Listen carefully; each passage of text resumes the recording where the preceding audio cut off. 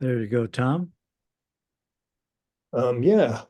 Hello, everybody. Um, I'm Tom Hallock, and it's a pleasure to be here with you all tonight. I am one of the founders of Force Multiplier, a grassroots fundraising group that I'll tell you more about. I live in Brookline, Massachusetts. I'm a former book publisher, and I worked for Beacon Press, which is owned by the Unitarian Universalist Association. So I worked on books that we had published over the years by Dr. King, James Baldwin, Cornell West, Octavia Butler, Thich Nhat Hanh, Mary Oliver, Reverend Barber, if any of you know him, were all books that I worked on. I was the associate publisher there for 22 years. And unlike many of your previous guests, I'm not a professor or particularly an expert. I did teach a class on independent publishing at Emerson, but that's as close as I got to that. So I'm really here as an ordinary citizen who wanted to find a way to have an impact on national politics. And that's been, for some reason, a lifelong concern of mine. Then my first political action was distributing literature in the 1960 election for Richard Nixon. And I wrote him a letter saying I was sorry that he had lost. And he wrote back saying that he was too, but that he hoped I would keep up my interest in politics, and I have. So my first vote was actually for George McGovern, probably not what Nixon had in mind, and I was active in the student movements of the 60s. I've always voted, I've always paid attention. I hadn't necessarily really stayed active though. And I was reawakened by Bush v. Gore in 2000. I remember thinking I really wanted Gore to win. I cared about him. It seemed like a huge difference. And I supported him in the sense that I wanted him to win. I probably gave him $50 or something. But I didn't do anything else. And I thought to myself, who do I think does this work? And I realized that it's really falls to citizens to get involved if you want to make a difference in this. So I ended up canvassing for Kerry in Ohio, organized volunteers to go to New Hampshire for Obama. I worked for Deval Patrick, Elizabeth Warren, other candidates here in Massachusetts. And then in 2016, I was inspired by one of Beacon's authors, the Reverend William Barber from North Carolina, who told me that America wouldn't change until the South changed, that the basic national enterprise was completing the work of Reconstruction. And then what we needed was a third Reconstruction. And that was the title of his book. So I organized a group of friends and we went to North Carolina for about 10 days during the 2016 election because I was really frightened of possibility of a Trump victory. And, it was there in Rocky Mount, North Carolina, on streets that had names like Possum Trot Lane, that I really learned what voter suppression looks like. And I really didn't know. And voting laws had changed so frequently in North Carolina that people did not know when to vote, where to vote, how to get registered, whether they were still registered. They were turned away at the polls for a multitude of reasons. People who had been incarcerated were afraid to vote. They were afraid they would be arrested if it was discovered that their fines and fees hadn't been paid in full. And on election night in Rocky Mount, North Carolina, I'll never forget being in that room. Something didn't feel right from the beginning. And as it became clear what the results of the election were, I remember thinking, this is going to change the way I spend the rest of my life. This work is not going to be completed in my lifetime. As John Lewis used to say, it's not the struggle of a day, a week, a month, or a year. It's really the struggle of a lifetime. And on returning home, together with a group of friends, we founded the group that's called Force Multiplier. And we really founded it as a way to counter an authoritarian movement that was taking shape and to protect American democracy. I think at first we thought that the courts or some other institution was going to save us. And then we realized it really was going to have to be engagement in the democratic process by a lot of people that put us back on the path to a full democracy. So we started working on the congressional midterms, and we were all from Massachusetts, and the um, Massachusetts statewide elections, the congressional delegation, is all Democratic. So we were looking for ways that we could support pro-democracy candidates and groups around the country in places where democracy was under threat, where they didn't have kind of a progressive infrastructure to support voter registration and mobilization and things like that. So over the past 7 years, we've are still going after 7 years. We've grown from a group of 12 people in the Boston area to a national network of 15,000 people who've raised over $18 million through donations that have averaged $100 each. And we've done that simply by reaching out to people that we know and helping other people do the same. So that means having conversations with family members and friends and work colleagues and people in your book group or tennis group or whatever organization you have. And sometimes opening up conversations that I realized I had not been having with people. And it felt like a time to get uncomfortable and start talking to people. So just a little bit more about our group. All of the funds that we raise through our events and emails go directly from the donors to the groups that we support. We don't touch the money ourselves. We cover our own expenses. We are 100% volunteer. And I think this shows that when a group of people pool their time, skills, and resources and direct them in a thoughtful and strategic way, they can have collective impact. None of us had done this before. We learned together using skills that we had developed in our work lives and learning things that we might have left to younger staff members when in our previous work lives. I know that like a lot of the tech stuff, I really had gotten to the point where I let some of the younger staff figure it out.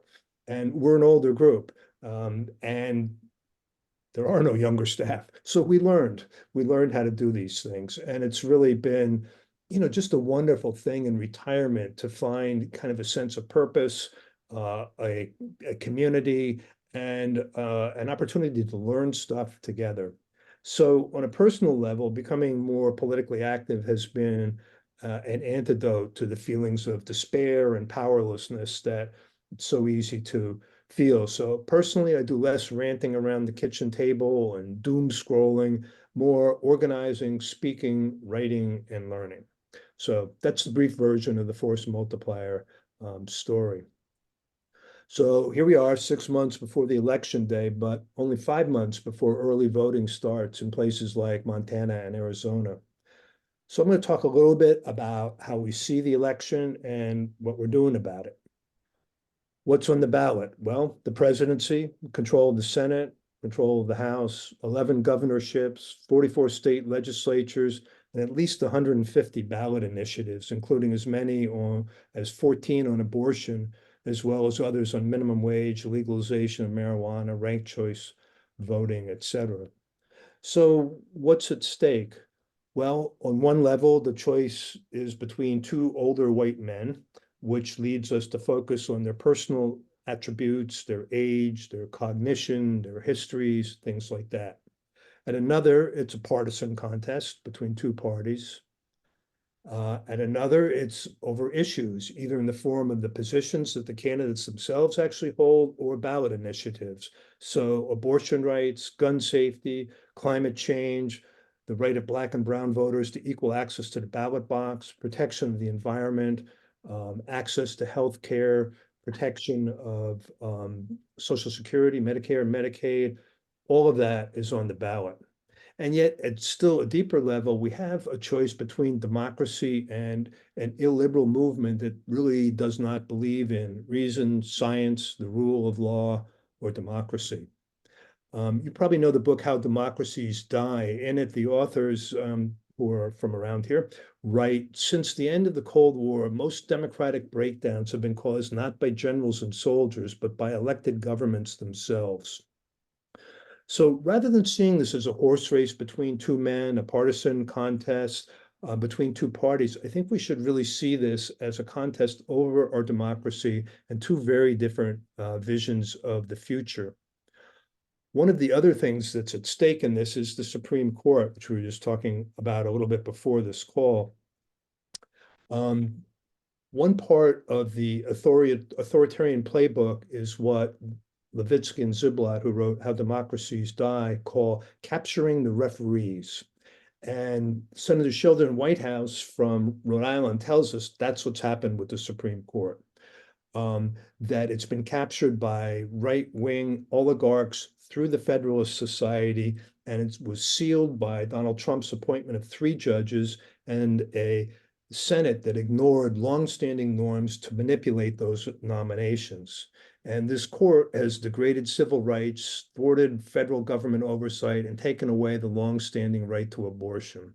So that's also at stake. And this next term, we don't know, but it's possible that there will be 2 or even 3 vacancies. So this election may determine whether that capture of the Supreme Court is extended for decades into the future, or whether the process of restoring a court that is independent of special interests can begin. I want to say a word about the polls. Anybody been paying attention to them? So for much of the year, we've seen polls indicating a lead for Donald Trump with significant erosion of support for Biden among key demographic constituencies, notably among Black, Latino, and youth communities, especially men. So a few things to keep in mind when we read the polls. The first is that polls taken in March and April of an election year don't predict how people will vote in November. Historically, there's about a 5% variance. Also, this supposed erosion in support didn't show up at the ballot box in 2023. Democrats continued to win off-year elections and referenda in Wisconsin, Virginia, Kentucky, and Ohio. But the biggest problem with the polls and getting focused on them is that it makes us spectators rather than participants, and it robs us of our sense of agency, our ability to affect the outcome. It makes us feel like there's some narrative out there that is the truth. I think it's more important to our democracy to focus on the stakes rather than the odds. What the polls do reflect is who is paying attention to the race right now and what they're feeling. We know there's a deep unease in much of the country, a sense of cynicism about government, a sense of disappointment, disillusionment with candidates and parties, and a lack of awareness about what exactly government has accomplished for ordinary people.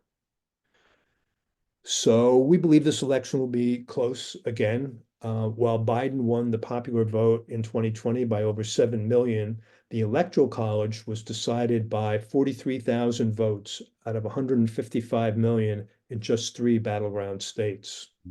In Senate, the Democrats won control in 2020.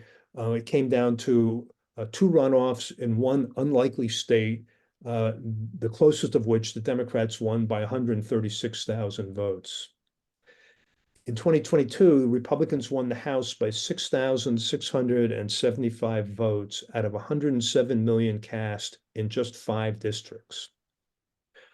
So we also know the elections are soon, they're likely to be close, and that much is at stake. What we're left with is a lot of uncertainty. We really don't know the outcome yet. So who and what will decide? And as I was saying before, I think we need to understand that it is the voters, not the courts, who are going to end up deciding this. So because of the Electoral College, the presidential race will be decided by 6, maybe 7 battleground states, and Arizona, Nevada, Wisconsin, Michigan, Pennsylvania, Georgia, maybe North Carolina. With the Senate, Democrats currently have a narrow 51-49 majority, but with Joe Manchin's retirement, the split going into the election is really 50-50. There's 33 seats that are on the ballot, 20 held by Democrats, 10 by Republicans, 3 by independents who caucus with Democrats. The 7 most vulnerable seats are all held by Democrats and independents. The Senate battleground includes 5 of the presidential battleground states plus Ohio and Montana, as you all probably know. In the House, the current partisan split is 217 to 212 with 6 open seats. Democrats would need to pick up probably about 5 seats to gain the majority. It's a little bit of a moving target due to ongoing litigation around redistricting. All 435 seats are on the ballot. However, there's really only 22 of them that are considered toss-ups by those that are rating these races. And who wins those races is going to determine which party is in power. Many of the battleground districts are outside of the House and Senate battleground states, and they're in places like New York and California. In many ways, it was low turnout in those very blue states that cost the Democrats the House majority. So that's the geography. Which voters are going to decide this? Well, first off, it's the 52% of the population that's registered and turns out. So there are 72 million eligible voters who are not registered, and there are 40 million registered voters who don't vote. In any case, to say the obvious, it's going to be determined by who turns out. So the GOP has an advantage in the battleground states among frequent voters of about 6%. There's just more of them. The Democrats have an advantage in these same battleground states of about 12% with sporadic or surge or infrequent voters. And that's people who voted at least once in 18, 20, and 22, but not in all of those elections. So who are these surge voters? 50% are people of color, 44% are under 35. So engaging these voters in the 6 presidential and Senate battleground states and the House battleground districts is really the key to the election. One of the threats to our democracy is a lack of participation. As I was saying, over 112 million eligible voters didn't vote in the 22 elections. And people don't vote for a lot of reasons. They don't vote because they don't think their vote matters. That I heard a lot knocking on doors, particularly in North Carolina and in Georgia last year, or because information's not available in their language, because they were removed from voting rolls, encountered long lines at the polls, filled out ballots incorrectly, or faced intimidation when they tried to vote. They don't vote because no one they trusted told them what was at stake, why their vote would make a difference, and how to make it count. That means the voices of these voters were not heard on the issues that mattered to them. In fact, with issues that a majority of voters care about, climate change, abortion rights, gun safety, marriage equality, access to healthcare, progress depends on having democracy. At Force Multiplier, and just as an aside, we do a lot of direct support for candidates for the House and Senate. We also support groups that are working with these voters in these states and trying to ensure that the people can and do vote. And the grassroots groups that we're supporting have several common characteristics. They are connected to their communities and are primarily led by women and people of color. They are organizing where they live. They organize year round, not just at election time, and they organize around the issues that are of concern to their communities. And they also are building multiracial, intergenerational coalitions. So these groups are organizing around the issues that affect their communities and help voters understand how they can improve their lives through participation in the democratic process. This approach really makes these groups trusted messengers in ways that are difficult for candidates and parties that only show up every 2 years. In a very real way, they're speaking to people's cynicism, distrust, and disappointment and making democracy work for them. I want to give you some examples of these groups and the work that they're doing. One is the New Georgia Project, which was founded by Stacey Abrams. Raphael Warnock later served as their executive director. It's a nonpartisan effort to register, civically engage people in Georgia, particularly historically marginalized voters. They are planning to register 50,000 voters this cycle. And that's a huge number when you think of a state where the presidential election was famously decided by How many votes was the Secretary of State asked to find? 10,000, 11,000. And here we are registering 50,000 new voters. And they're organizing around issue campaigns, such as one focused on maternal health and safety, another working with to cancel college debt with chapters on campuses. They have another one called My Community, My Hospital, which is focused on hospital closings in Georgia and their effect on healthcare, especially in rural areas. Their quote was, "The Georgia's closing hospitals and building prisons," which is pretty damning. So the purpose of these initiatives is to empower voters of Georgia around things that they care about and encourage their participation in future elections. Another group I'm going to mention is Forward Montana, and they're committed to building political power amongst young people in Montana. And they do things like use music festivals to register, educate, and activate young voters. And their goal is to register 8,000 voters. They have ongoing relationships with a dozen high schools to pre-register and educate 17-year-olds about voting. They conduct a campus tour, which includes rural tribal colleges. And they've also been collecting signatures for the campaign to secure abortion access in the Montana State Constitution, and that will be on the ballot this year.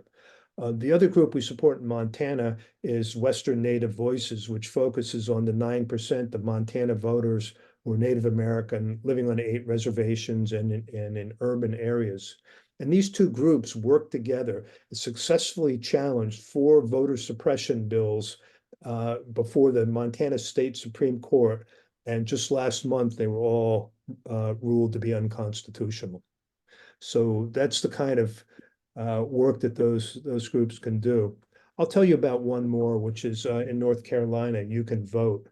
And they are training and mobilizing volunteers to educate, register North Carolina citizens to vote.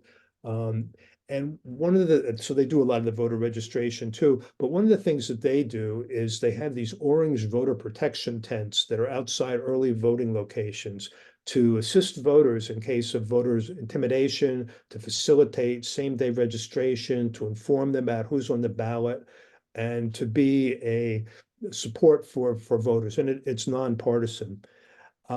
So, I think groups like that, they really help fill a role one would hope that a government is doing, but doesn't. They're helping people navigate the changing voting requirements so that their ballots are properly filled out and counted. So that's a few examples of it. In addition to these surge voters, we think it's important to support groups who are working with voters who live in rural areas, small towns, and cities.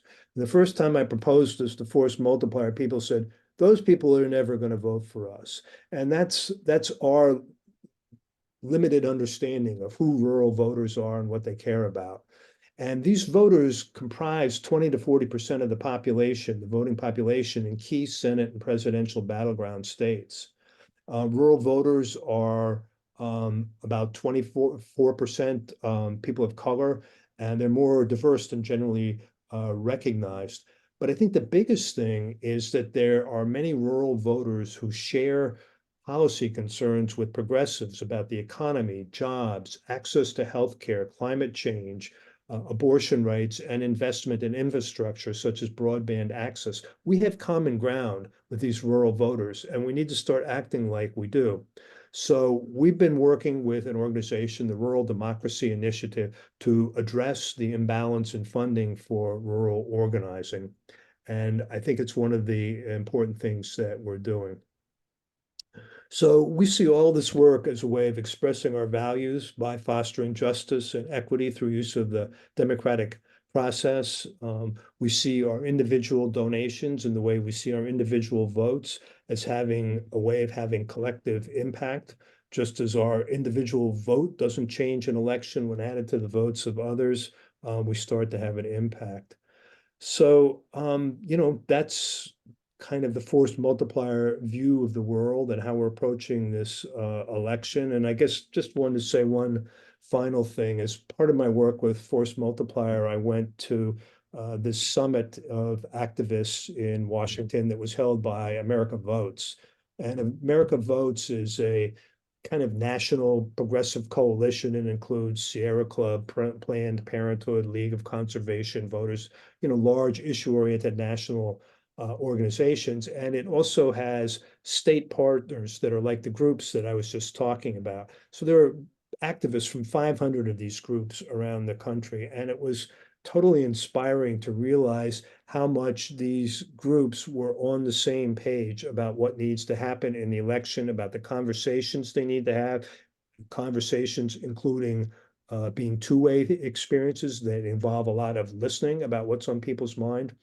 Anyway, one of the speakers commented that the last time a Democratic candidate for president won a majority of white voters was LBJ in 1964 before he signed the Civil Rights Act.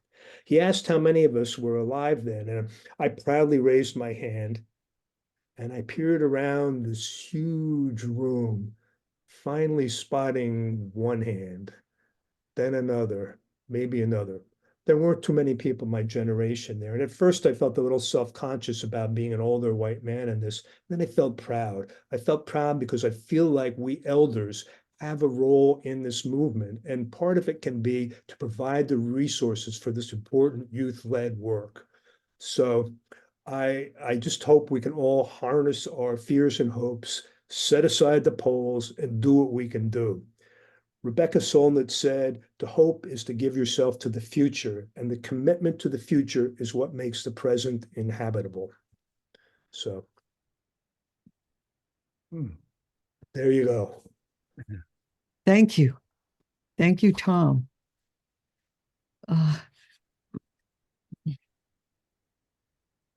Tom, could I ask a question? Do you primarily campaign in the 6 battleground states? Or are you looking at a national view of things? Yeah, great question. So, well, let's see. So Force Multiplier wants to see Democrats win the White House, and Senate. So we are supporting candidates in the races that we think will make that difference. And so there are a limited number of House and Senate battleground states, but there's a wider range of states in which there are competitive House districts. So I don't know how many states were involved in all together, but it's probably at least 15, 16, something like that. It's a great question because it does lift up the fact that we have kind of a near-term strategy.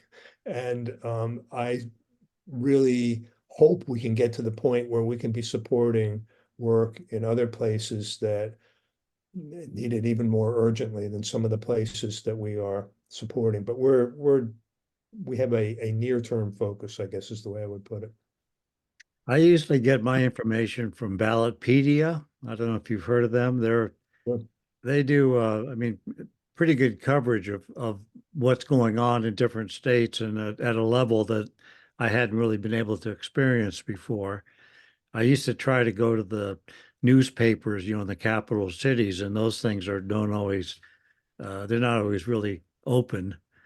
But so how would you suggest we keep in track? Do you have a newsletter? You have your website? Yeah, we do. We have all of that. So, well, I would say there's a number of things you do. I mean, in terms of Force Multiplier, you could sign up for our email list, and I'll put that in chat, and you will get information about our events and the groups and candidates we're supporting. And that's one thing that you can do. Let's see if I got this right. And then we can also send donations there too, I'm sure, right? Yeah, I'll put in a link to the website. So, well, the way that we work is, as I said, we really grew from a group, a very small group, to a fairly large group, not by advertising or anything like that, not with any great story in the New York Times, but simply by talking to each other. So, we have events like this that we call house parties, and we help people. We do all the work for you, but the only thing the host has to do is to reach out to the people that they would like to come to a house party. The house party is not a fundraiser, and it's just an information session, a way to introduce people to the work of Force Multiplier. And if that's one thing, and then the other thing that we do, we call multiplying, which is when someone takes one of our emails about an upcoming event or a recommendation and shares it with people in their own network. So ideally, people are hearing about Force Multiplier for the first time from somebody that they know. And that's proved to be really, really effective. So I would say those are three things that you could do. If you're, I'll put my own email in here. And if anybody wants to talk to me more about doing a house party, becoming a multiplier, please reach out to me.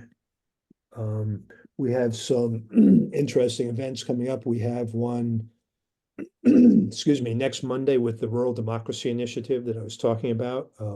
Two groups are going to be speaking. And then we have one on May 26th. Where is that, Tom? So these are all on Zoom.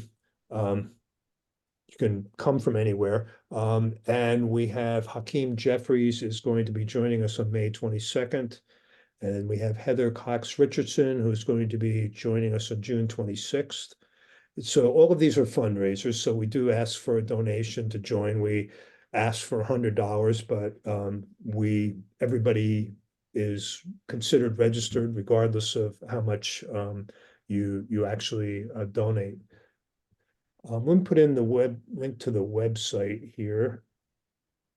In the meantime, can I ask you, do you raise money through Act Blue or how does that work? I'm getting dozens of fundraiser emails to the point where I'm beginning to question whether I might be getting fundraiser emails from fake groups. I think the Bernie Sanders campaign showed the way, and I wonder what kind of barriers they have for, say,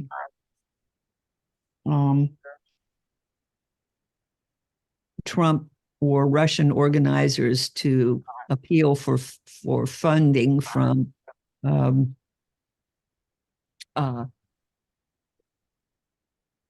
democracy fans under false pretenses. How could we tell? Well, so Act Blue is a not-for-profit organization. It was in Somerville. It's become the largest platform for fundraising for progressive groups and Democratic candidates. They don't actually initiate any of the emails themselves. It's a tool that people use. And they do have a vetting process. I've never heard of any problems of the kind that you're talking about, and I think I would have. We have a pretty close relationship with them. So I think, you can be pretty sure that what you're getting is legit if it's going through Act Blue. I have very high confidence in them. But to the problem that you mentioned of the email, it's a big problem. And political email is not regulated in the way that commercial email is. So the Can Spam Act prevents businesses from doing what campaigns do and just sort of promiscuously sharing email addresses and whatnot, so that donors like ourselves are getting buried in that, and that's really a problem.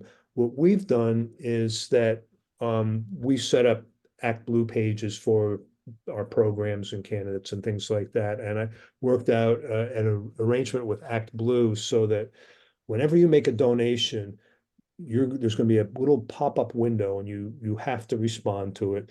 And it says, would you like to share your email address with the group or candidate that you're supporting? And if you say no, they don't share it. So you have some control over that.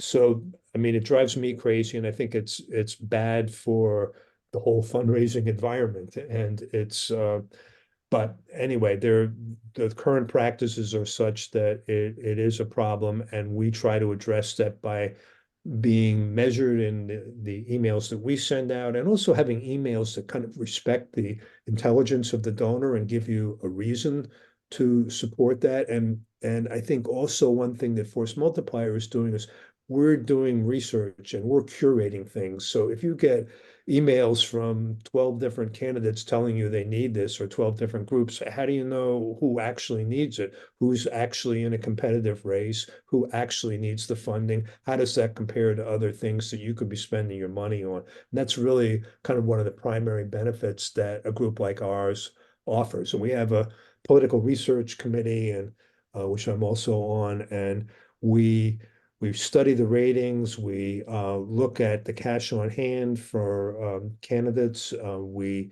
the case of the groups like the ones I was talking about, we meet the executive directors. We look at their budgets. We find out about their funding gaps. We get recommendations from others who've worked with them, and so that what we're offering you is something that's been thought through, and that our donors tell us is really helpful to them. So, Tom, I noticed we're working our way through the primaries. We've done North Carolina, and I guess the next battleground state coming up is Michigan, I believe. But how do you, I mean, how is force multiplier gonna work through the rest of the election? And you're working in the remaining battleground primary states. What happens after the conventions? Do you still work? Are you still having meetings, or I mean, yeah, I'm we just kind curious of, about yeah, I mean, we work year round, and our by far our heaviest period of donations will be after the conventions in September and October. Early money is much more valuable. It helps people plan. It helps people hire staff. And in case of the groups I was talking about, they really need to know how much they've got to work with. But a lot of money comes in at the end. We don't get involved in primaries. We don't think it's our role as an out-of-state organization to sort of figure out who should be the nominees for various positions. That's up to the voters in those states. So the candidates that we're supporting now, in general, have cleared their primaries or they're unopposed. But what we're doing is we're trying to identify the districts, the states, the races that are going to be most competitive, and we will stay with these candidates um, through the cycle, or we will stay with the candidates we think really need help through the cycle. And our criteria really is is the candidate in a race that is going to make a strategic difference in terms of the balance of power in the House and the Senate? Um, is the race within, the margin of effort? Is it something that is winnable, or is it a long shot, or is it too easy? And then the last thing is, do they need financial support? Sometimes people are in very close competitive races, but they've got money's not going to be the difference. They've got 5 times as much as their opponent. So at that point, we step aside and try to get somebody in there who would benefit from the support. So we're constantly, renewing our slate, adding candidates we think need help, moving candidates that we think are in a better position, or once in a while, um, candidate's race really doesn't look competitive anymore. Either it looks like they've got it, or it looks like maybe it's a long shot, and we try to focus on the ones that will really make a difference. And we don't have any issues litmus tests, like you have to be this kind of Democrat. What we're just looking for is strategically important races. that. I notice, much to my chagrin, so many people in Congress are older than I am. I'm 75, but and I see a lot of people rolling off. They're leaving Congress, and maybe that makes sense at their advanced age. But how do you see that changing? Do you see that? Do you see younger people coming in, or is it just the machine changing gears? Or do see young people coming in, and just to take the Senate as an example, there's two open seats right now, one in Arizona that had been held by Kristen Sinema, and one in Michigan that had been held by Debbie Stabenow, who's retiring. And the two people that are coming in are, younger. Ruben Gallego and Alyssa Slotkin. I don't know their exact ages, but I would say that they are probably early 40s. And it's different. And they both have different kinds of experiences. Alyssa was in Iraq and knows what it's like to be in a place like Fallujah, what it's like to be in a war. And she brings that kind of experience. And for that matter, Ruben Gallego does too. He also served, but he also has the experience of being a younger Latino. I asked him, well, I said to him, we had both of them on our Zoom call. So I said to him, I really want to thank you for running and for putting yourself through this. It's got to be difficult on you and your family. You're getting attacked all the time and all of this kind of stuff. He looked at me, said, no, he said, it's really not, that part isn't hard. What was hard was when I didn't have a bed when I was a kid. And he just went on to tell stories like that. Like he had a different lived experience. And I feel so helpful when I hear some of those candidates. And there's, of course, the House candidates tend to be a lot younger too. And you'll often get people that, are in their 30s and 40s who've had a career of one kind or another and felt called to public service. And it really does feel like that with most of them. They really don't feel so much opportunistic as being called by service. So, and I think it's even more true at the level of the state legislatures and whatnot, that you get younger people. I heard, do you know Maxwell Frost, who's the Gen Z congressman from Florida? I And don't. yeah, I mean, he's Gen Z. He's the first Gen Z member Wow. of the House, and he came into politics because of his concerns over gun safety and how he saw it affecting his generation. He'd worked for the Parkland group, and when that became more of an organization, and that was his path. So that's pretty cool. There's another voice like that. So there are more people. They're not all like that, and they're not even necessarily all progressive, but they're pro-democracy and they are pro-abortion rights. They believe in science and in climate change, and they recognize the dangers to our democracy. So I would say that's sort of the common ground on the candidate side of things. Hmm.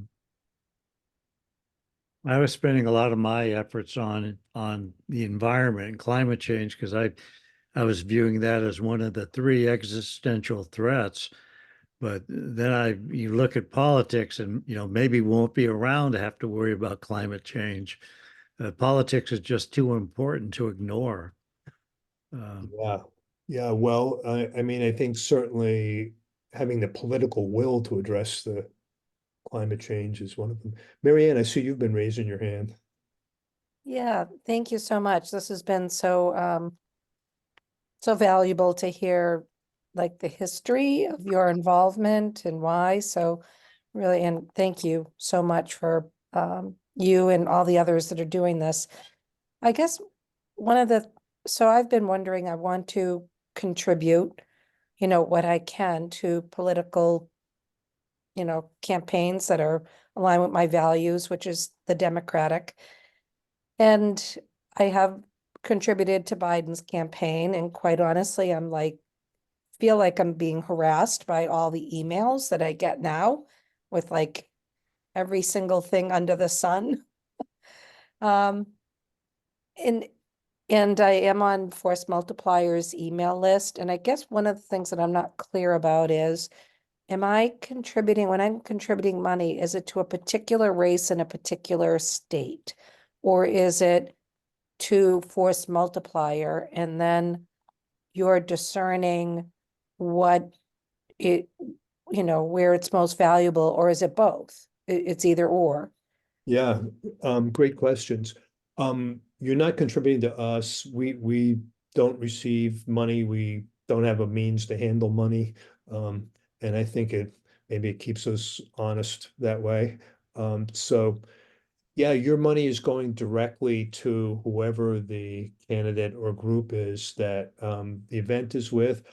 Sometimes we do have slates, so we'll have a House slate of 19 candidates. We have a Senate slate of 7 candidates. So sometimes we'll have an event where the money is going to the House slate. So for example, when Hakeem Jeffries comes, your money would get divided up by the number of candidates that are on the House slate. I mean, you can customize it too in Act Blue if you know how to do that.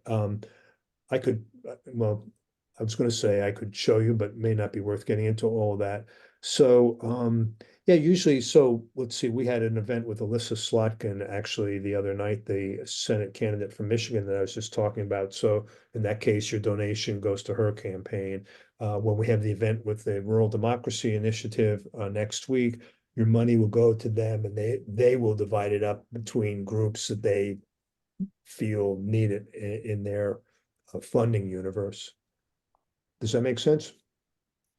It does. So as a interested, concerned voter and wanting to make a difference, and quite honestly, not super knowledgeable about political matters, and that's not honestly, my focus area, like to dive deep into who, what, where, when, is the most, would be the most valuable. I'm not sure how to best do that, how to best decide. Well, I mean, I guess like just on the candidate side, what I could say is that if you donate to our House slate, our website, you'll see it. It's on the homepage. I could share that if you should. Is that helpful? Sure. Okay. Let's see. Me.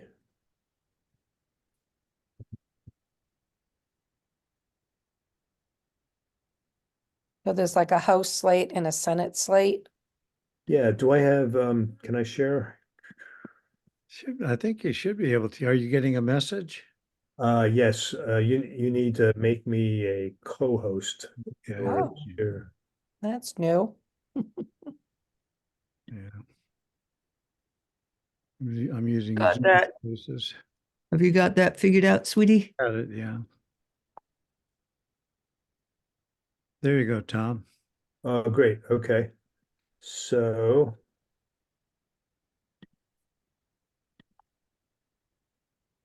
okay, let me get this centered a little bit here. This is our website, and on our homepage, we have kind of the major things that we are about, and then you can dive deeper into any one of these 3 areas. So on the House slate, if you want to donate, you just click on this and you'll go to a single Act Blue page, and your donation will get divided between all of these candidates. Great. And Okay. then let's see, where are we? If we go back here, if you wanted to learn more about the House candidates, you could go to this page, and it's a little bit of narrative about the House, and then we have each of the candidates. If you really want to dig in, you can look at, here's Yadira Caraveo, physician, who ran from in a newly created district last time, won by extremely narrow margin, and she's a terrific candidate. And if you wanted to just donate to her, you could click here. But it's a way that you can sort of learn more about who you're giving money to. And then again, it's the same thing on the Senate side. Here are the 7 candidates we're supporting. And if you want to make a donation, you can go here. And again, your money would get divided evenly between those candidates. If you wanted to customize the amounts, you just click there and you could give, $100 to these 2 candidates and none to the rest, and you could complete your donation that way. So that's that. And then in our voter empowerment thing, and this is really what I was talking more about today, we have several different funds. We have this project in New York where we have grassroots groups that are working in 5 House districts that were won by Biden, Harris in 20 and are represented by Republicans today because turnout was low in the last election. And then here's the Rural Victory Fund that I mentioned. And the groups that I spoke about in that are nonpartisan groups are in our Democracy in Action Fund. And people also, you can donate through Act Blue, but if you want to donate through a retirement account or a donor advised fund or do a qualified charitable distribution, we have a way for you to do that through Amalgamated Bank where we have an account. And here, as with the candidates, you can click and you get more information about the groups that are in the fund. And if you want to donate, again, your money would be divided between, in this case, six groups. So I think that's pretty much it. Yeah. That's great. That's very helpful. I could have gone to the website and done that myself, but That's okay, yeah, but I mean, I don't know, I work on the website a lot and I've written a lot of the copy and so, but I'm always interested in how it works for people, but we tried to really put enough information on there that if you didn't know us and you wanted to stumbled across us and wanted to learn more, it's there for you. We have another raised hand, Terry. Sweet. Thank you, Andy. I just want to say, Tom, this has been a great discussion. It's just, yeah, it's just very engaging and I'm learning a lot. I do have a question for you. What do you think the role of the mainstream media has been in the last few elections? And I'll be honest with you, the problem that I have with them over the past few elections is that, and I'll be perfectly frank, I'm not a Trump person at all. I feel that they've gone out of their way to try to normalize someone who's acted abnormally and who is abnormal, in my opinion. And they're kind of ignoring some of the obvious things that he's done, which I find extremely frustrating and in a lot of cases infuriating. And the fact that the election seems to be as close as it is, it just boggles my mind that all the things that he's done, people aren't holding him accountable, in my opinion. So any thoughts on that? Yeah, instead they're amplifying it Exactly. by repeating it again and again. Well, I think, and the book I'm talking about here, How Democracies Die. It's really good. And there's another one that I use a lot. This is Surviving Autocracy by Masha Gessen. Oh, yeah. I mean, both of them really write about how, a lot of institutions, the courts, the media and whatnot, don't recognize the threats of authoritarianism and keep sort of using the tools of, a democratic world in a way that isn't adequate to revealing and educating people about the threat of this. So yeah, I mean, so for example, the whole, news media sort of value of being even-handed and whatnot has prevented people from being able to say things that they should be saying. So, I mean, I think the mainstream media does some of it. Certainly the Times has, and certainly the other side feels like the Times is biased against them. I think, you just have to find your media sources and know how to read them. And, there's a number of sort of Substacks and newsletters and things like that that are really helpful in lifting up stories that aren't being more widely covered. I don't know if any of you read Chop Wood, Carry Water by Jessica Craven. It's a really good newsletter that's free. You can also pay for it, but it's free. Or, like what Heather Cox Richardson does. You probably, many of you are reading her. I mean, she gives the historical view, but it's so it's so valuable. And Robert Reich has done some great stuff too. So I think all of those sources are good. And then the other thing is that there are some kind of new media initiatives.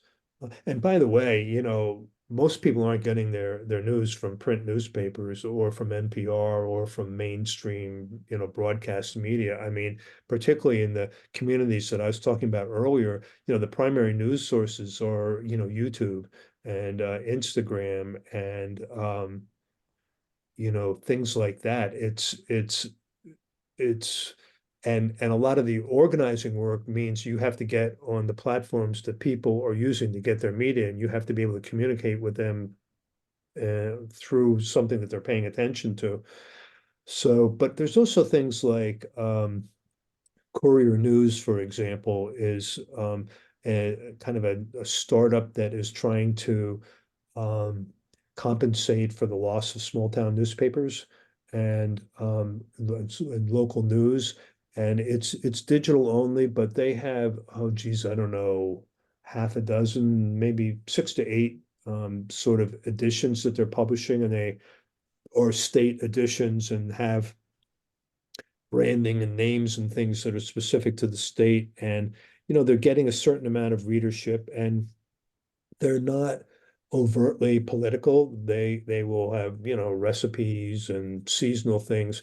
And then they'll have an article that's, serious about what's on the ballot, or, holding elected officials accountable for votes they've taken, like to limit the, access to, healthcare, things like that. And it's turned out to be pretty effective. I mean, it's still small, but there are a number of things like that around the country where people are trying to reclaim some of the media space. But it definitely complicates the work. The groups that we're supporting and the candidates too are using social media more, that they need to get out that way, in addition to TV advertising and door knocking and phone banking and things.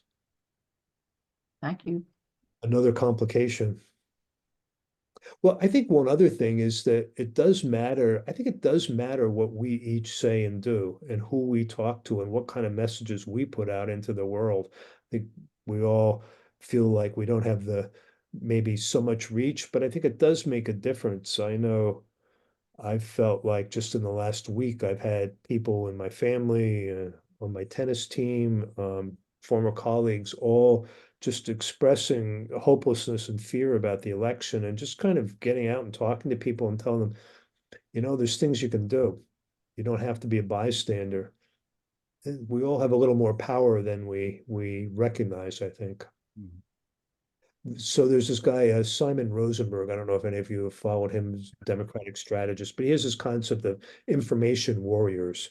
And he says all of us can be information warriors in our own small way. And it has some cumulative impact, whether if you're on Facebook, posting something on there, or just in conversation with friends, whatever means you have to spread a different message, to raise the alarm and Mhm. give people hope that there's something that they can do. I think it matters. If Simon Rosenberg's on X also, that's where I Yeah. see him. You mentioned a couple authors there. I was thinking Ruth Ben-Ghiat, her book on strong men, and Timothy Snyder on tyranny, and back in the U.S., David Pepper talks about Ohio politics, and he's Great. awesome. Yeah. Yeah. He's great. And well, a lot of those people have, sort of daily or, you know, emails or things that come out 2 or 3 times a week, and you can kind of keep you on top of things. So let's see. Um, Robert Hubble is one. I don't know if anybody reads him. Hmm. I'll put a couple of these names in chat. Um,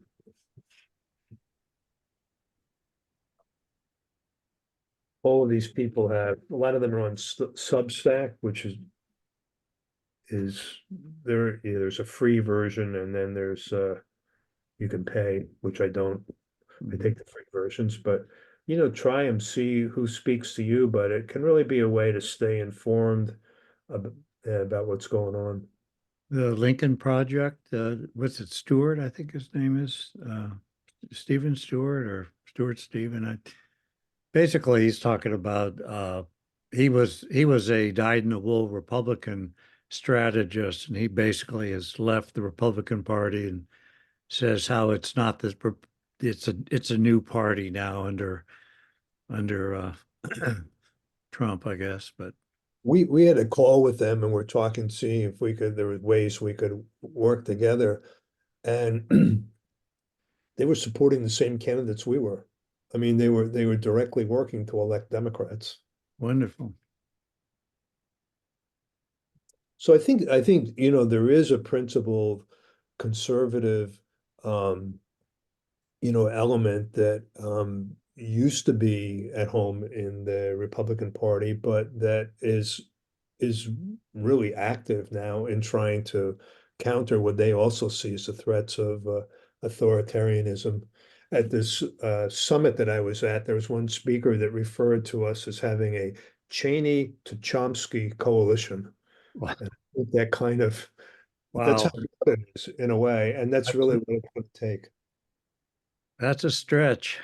Cheney to Chomsky. But we do. I mean, literally Liz Cheney to, I mean, they're saying Chomsky. I don't know from knowing where he is right now, but that's the way they described it. So, Yeah.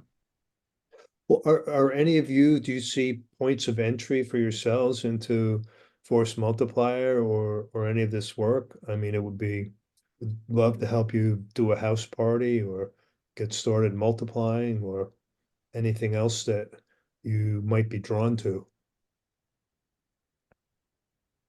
Well, I just for the Humanists in Concord, we're doing our own sort of a democracy movement, but we're looking to pair up with other organizations, and I'll certainly contact you about that. We're having a democracy festival in June.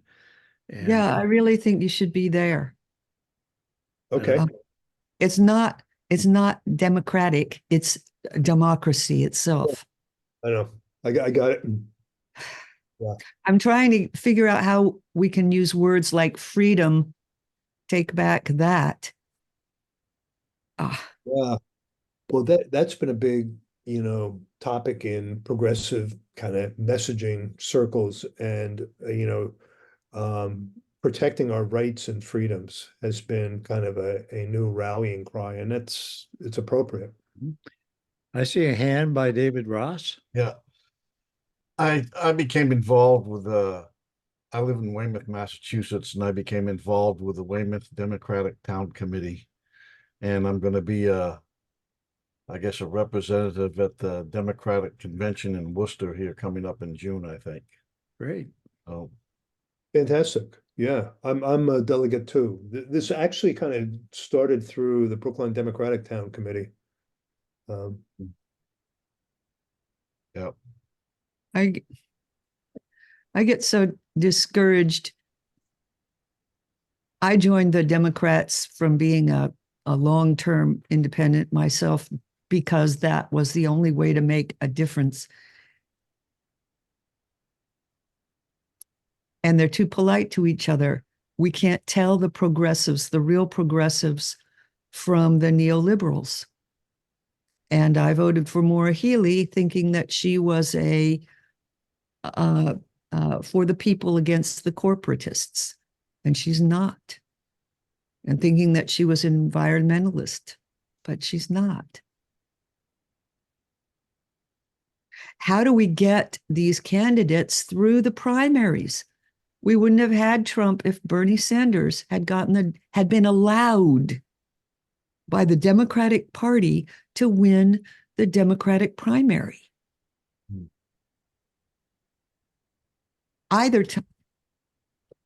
Both times, we wouldn't be in this mess. Yeah, I mean, this part kind of isn't our lane as a group, but I guess I would just say the thing to do is latch on to someone you believe in and work like hell for them. First, have to have them have the support of the party. Well, I'm Well, working no, I hard mean- for ranked choice voting, which would break the party stranglehold. But until we get that kind of freedom, we're stuck. I'm so sick of having being feeling obligated and forced to vote for the lesser evil because the ones that are really good, like AOC, is being primaried. Yeah, but they're not going to get anywhere with that. I mean, that's, I don't know. I guess my feeling about that is it's just politics. And I think the thing is, so AOC's and the squad, they're one part of this coalition.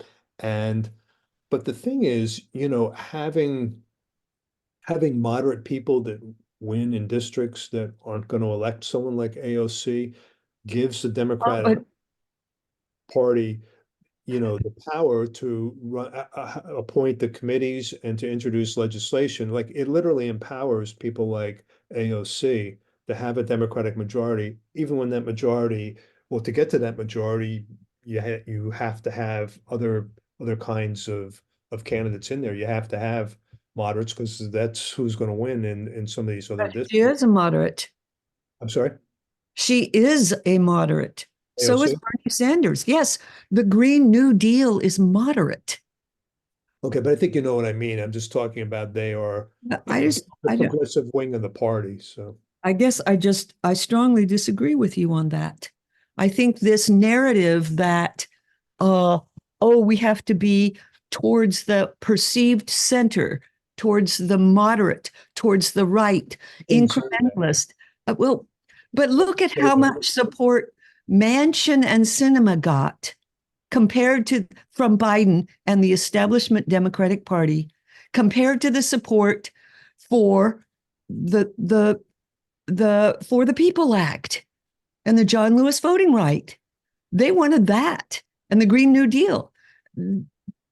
Biden, you know, so I don't know, so many things in there, but I mean, the Voting Rights Act, that had the support of the White House and it had the support of a Democratic Congress. It lost in the Senate because it didn't even come up in the Senate because there wasn't a Democratic majority. And I guess that's my point, is that having a majority, including people that you may not agree with on some issues, is how you get power. And when you have power, it empowers people like AOC and other progressives. I mean, I think, and Biden really brought the Bernie and Elizabeth people into the tent, and it shaped his policies. He was a different president than and they say that, they both will say that he was a yeah, different president than he would have been had they not shown that there was strength and support for their positions. but So, it was like trying to pull a train engine. yeah, well, yeah, And it could have been that's true. the locomotive itself could have been pulling the Bidens instead. No, well, that would be great. And it really requires, external pressure of progressive candidates or movements to get things done. And I think that's probably will always be the case. I'd like to see the John Lewis Voting Act. I mean, I had a lot of hopes for that. If they bring that back, would be great. Make a difference. We should make them vote and then shame them for voting against it. Well, again, the House did vote for it, and it was the Senate that wouldn't even bring it up. True. And that's because the Senate was on a Republican thing. And so, The Senate could have changed the rules because the vice president has the authority to do that. The vice president is the head of the Senate, and they should have got rid of the filibuster and brought it up. I mean, this is the sort of thing the Republicans do all the time. Well, we got our Right. work cut out for us, that's for sure. Oh, I'm so frustrated. Yeah, well, you and everybody else, but I'm hoping we have work. I'm hoping we have a peaceful convention because it's, I've heard these comments about Chicago again, and I just hope people, stay focused and try to get the job done. Well, Well, I think- who would, how would it not be a peaceful convention? Pamela. But who's going to protest? Nobody. Oh, well, I think there will be protests at this convention. I really do. I think, there's a strong ceasefire movement, and I think that issue will probably not be resolved by the convention. I'll be surprised if there aren't.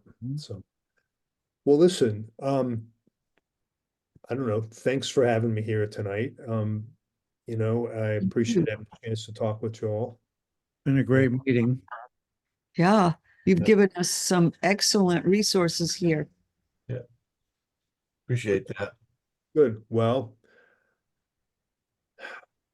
Andy, David, Marianne, Pamela, Jim, thank you all, and be in touch. We will be in touch. Thank Thank you. you, Tom. Uh, Thank you. Good night.